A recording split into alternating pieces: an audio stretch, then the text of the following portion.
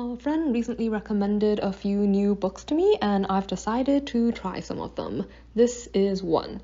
It's called Cinder by Marissa Meyer, and it is a Cinderella rewrite, only it's a science fiction story and takes place in a futuristic world where they have things like androids and cyborgs and other like technological advances like hovercrafts and stuff. So they also have, I guess, two major races, so to speak. Like you have the Earth humans who live on Earth, and then you have a group of people who live on the moon, referred to as lunars, although they're actually also descended from human beings. It's just that they evolved from a colony and developed different abilities, like the ability to kind of influence other people's minds and like cast glamours and make them see things or do things. So a little bit like what people call magic. So the main character, Cinder, is a mechanic. She is also a cyborg, and she runs a repair shop. Like her stepmother takes basically everything she makes, and she's treated pretty badly by her step family, with exception of her younger stepsister, who she does consider a friend. There are several main lines, I guess, going on in this story. There are Cinder's family problems and her desire to get away from her really evil stepmother. There's a great deal of prejudice in the society, like both against cyborgs like her, where like cyborgs are considered essentially like second-class citizens and practically not human, and also prejudice against lunar people, though that particular one makes a little bit more sense since nobody likes people who can like control your mind without your permission. Well, I guess if it had your permission, it wouldn't really be controlling your mind. So then there's also a plague that started some time back in their society where like people, once they catch this sickness, like no one knows where it comes from, and once you catch it, you're basically guaranteed to die. But it's spreading rather quickly and it's causing a lot of issues, and people have been trying to find a cure and been somewhat unsuccessful at it for a very long time. The main character gets pulled into that particular line because her younger sister catches it.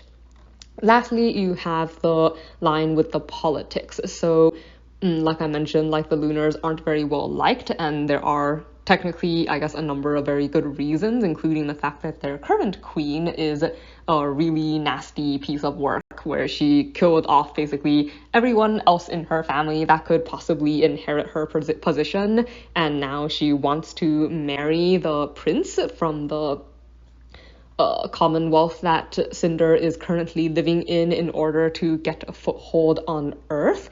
Except that, there isn't, even though the prince really dislikes her and doesn't want to cave to her demands, there's a lot of pressure because the moon is considered to have a pretty unstoppable military force, I guess, because of their unusual abilities.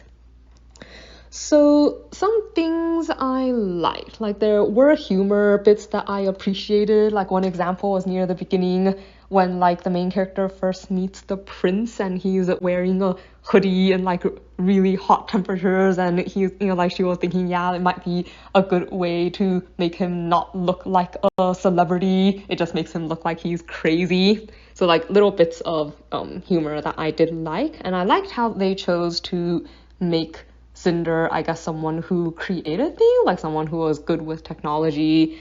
She did a lot of things repairing androids and people's computer devices and stuff like that. So those are things that I did appreciate. But I think for me, the story in general was a little bit too stressful. A few things that I did not like. One thing that stood out to me, I guess, was that I didn't understand.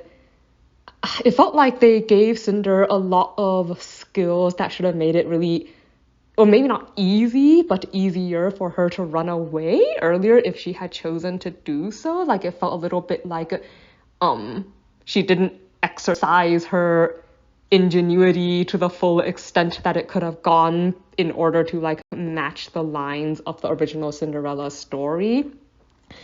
And I guess there were a lot of bits where I skipped over a few paragraphs here and there because there were scenes that were either so embarrassing I couldn't read them because I have a super, super low embarrassment tolerance level, or that made me so incredibly angry that I had to skip them because of the, I guess, really unreasonable people that you had, like her stepmother, and like some of the choices that people made and the conversations they had were like, they were just so unreasonable and evil that I had to skip over those bits or get really mad.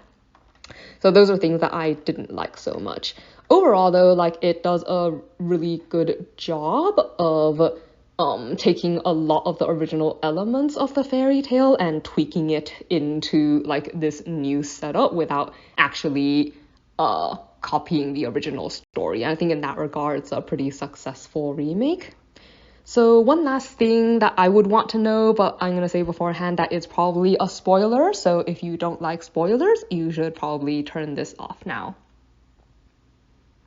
Okay, so this is not a happily ever after story. Like it's actually pretty inconclusive as far as the ending goes, and like if you're looking for the kind of romance story where people actually end up together and like etc., like this does not seem to be, or it's not that kind of story. And if they write a sequel, I guess it could be, but in general, like it's not what I would have expected from a fairy tale.